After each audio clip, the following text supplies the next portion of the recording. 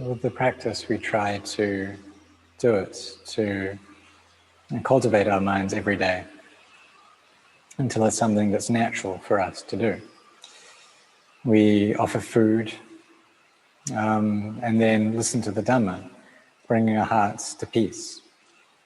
And when we hear teachings of truth with a calm mind, then we contemplate that, seeing into the nature of anicca, dukkha, anatta, and constancy, stress, and not self, in all things. And we carry on doing this day after day. But even though we may do it consistently, nothing special may arise for a time.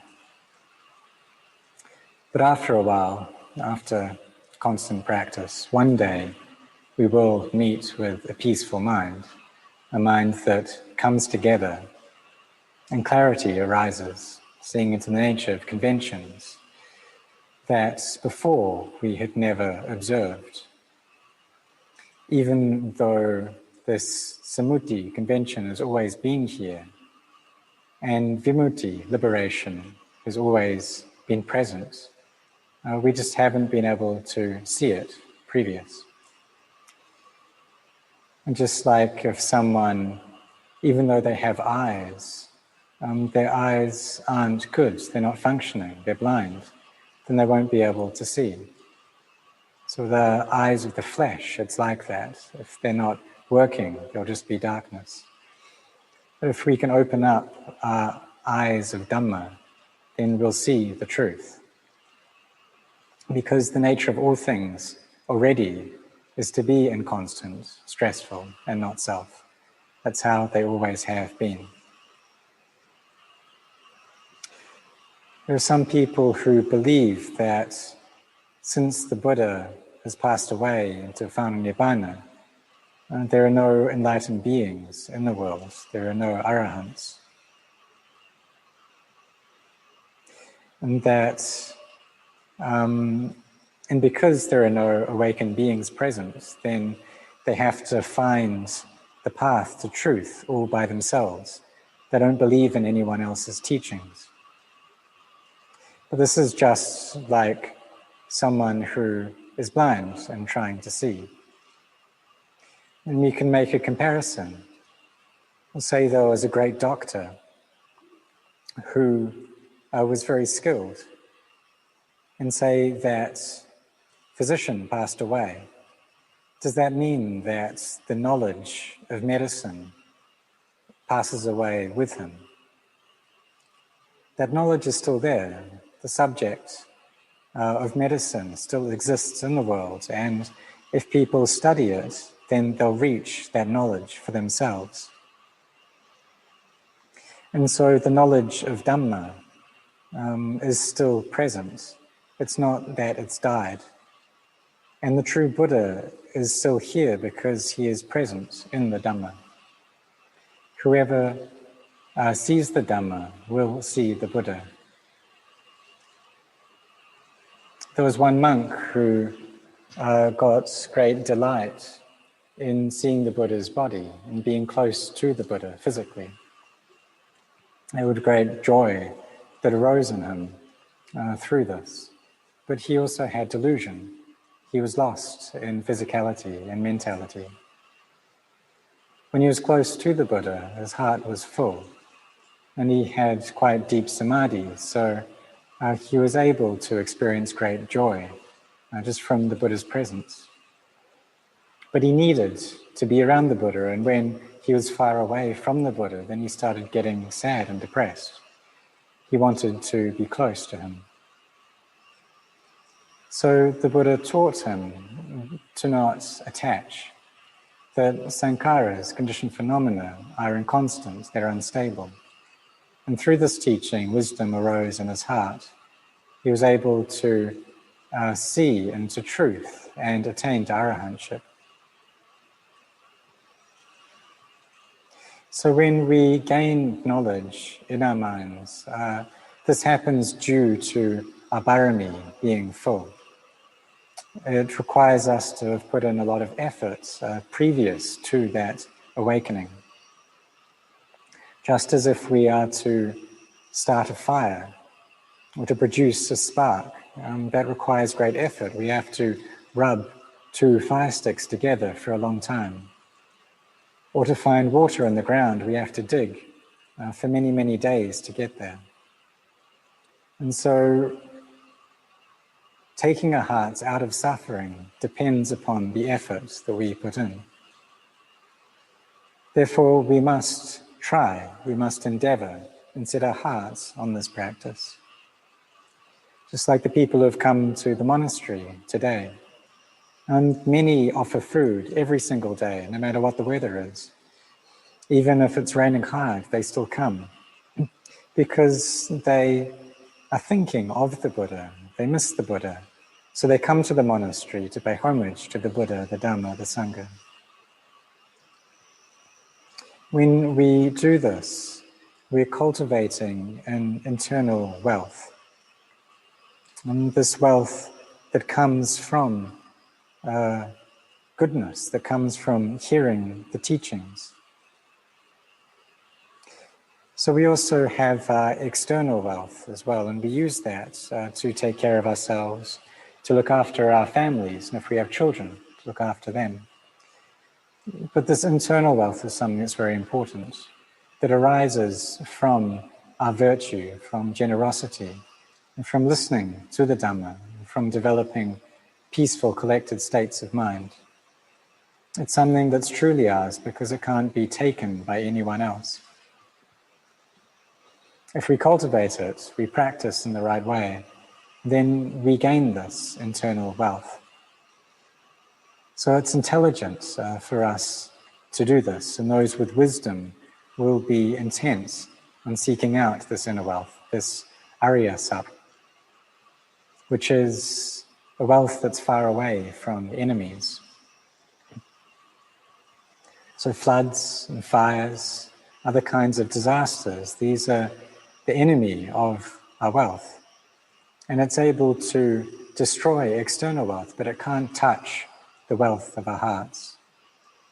No one can take it away. No thief can steal it because it's within our own hearts.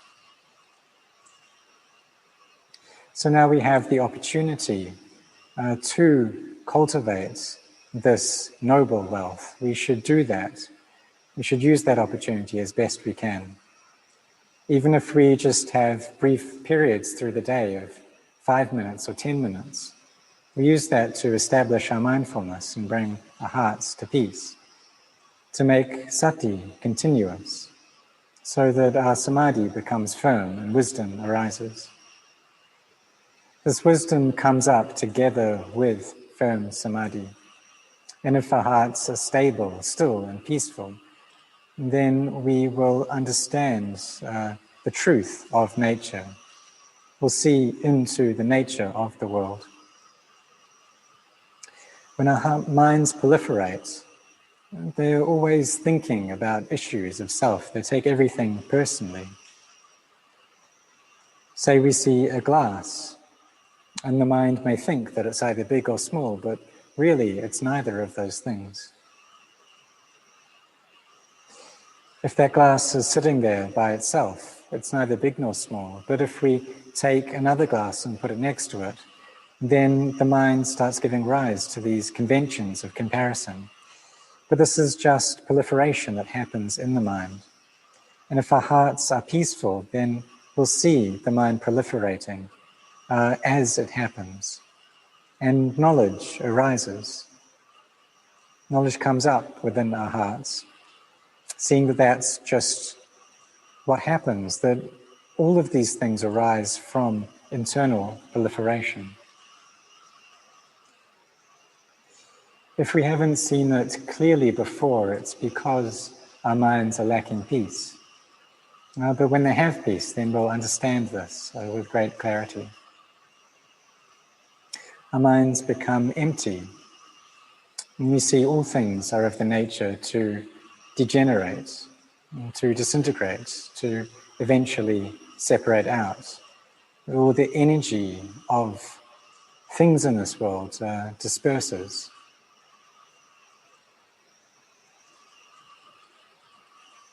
So we know about atoms, and these are formed with electrons, protons, and neutrons. But when we separate those out, there's nothing there. There's just emptiness, and all things are empty. If we see in a very profound level, we'll understand that the entire universe is composed of emptiness. When we contemplate in this manner, the mind will become liberated through that reflection. Knowledge arises, the mind turns empty. It's something that's very amazing. This gnosis and clear seeing comes up in the heart. We see into the nature of truth. But this understanding arises in just a single moment. Light is born, wisdom is born, knowledge is born in the Dhamma of the Buddha. And the faith that we had before becomes unshakable. And through this clear seeing, through the arising of wisdom, through our continuous practice to go against the defilements.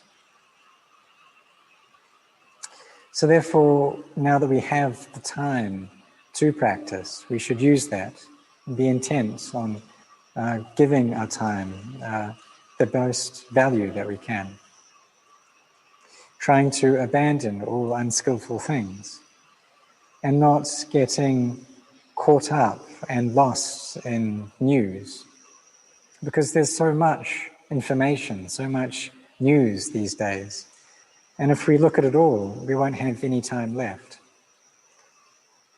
But our time has great value for us. So we just look at the news enough to get an idea of what's going on. But not go through it in great detail.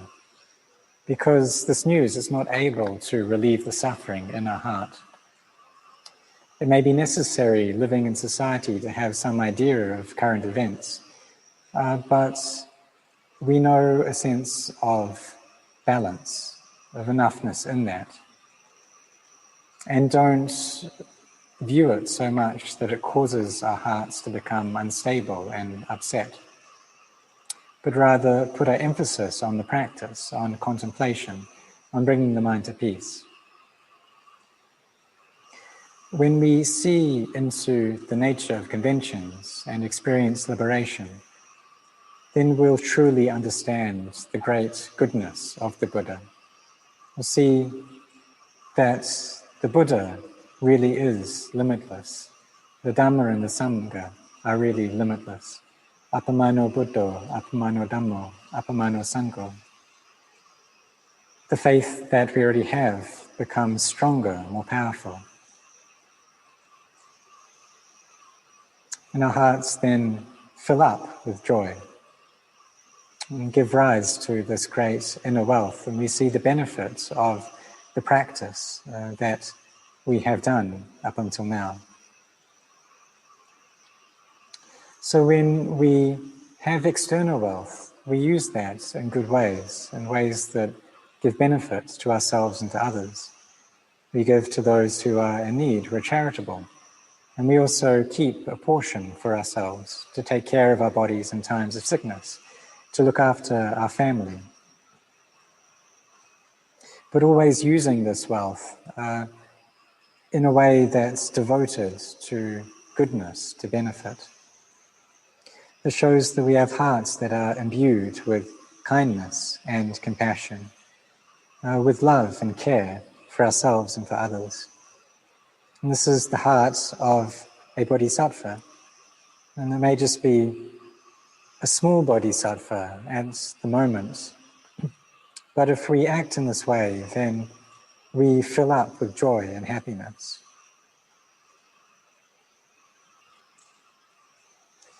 Some people may tell us that we're giving away too much, that we shouldn't be so generous. We should keep some more for ourselves.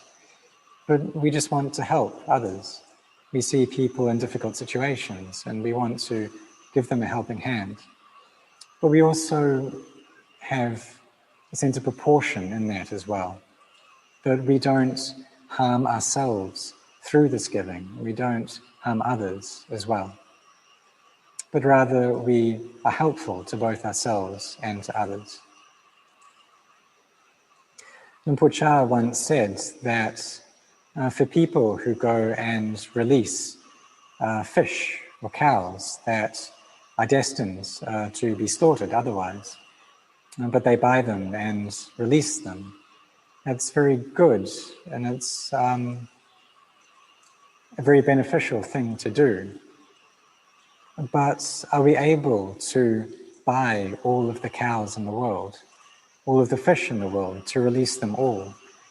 No matter how much money we have, we just couldn't do that.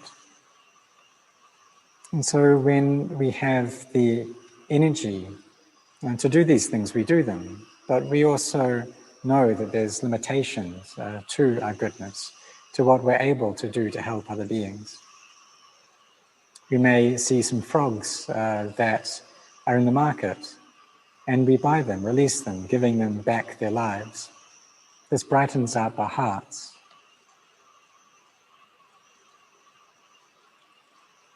It also gives us more incentive to not kill other living beings, because we understand that the pain that we receive in our bodies, the various illnesses that we develop, this comes from having harmed beings in the past, from having caused pain and shortening the lives of other beings.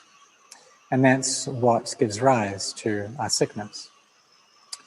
So therefore we understand that illnesses that come up are illnesses of karma, of our previous actions. So we try to refrain from harmful acts and create good karma from now on. We offer alms food. We create goodness in many different ways and do this a lot, cultivating our parami of metta, of kindness. There was one man who worked in Japan in a factory, and as a child he enjoyed breaking the legs of crabs. He would find them and snap their legs.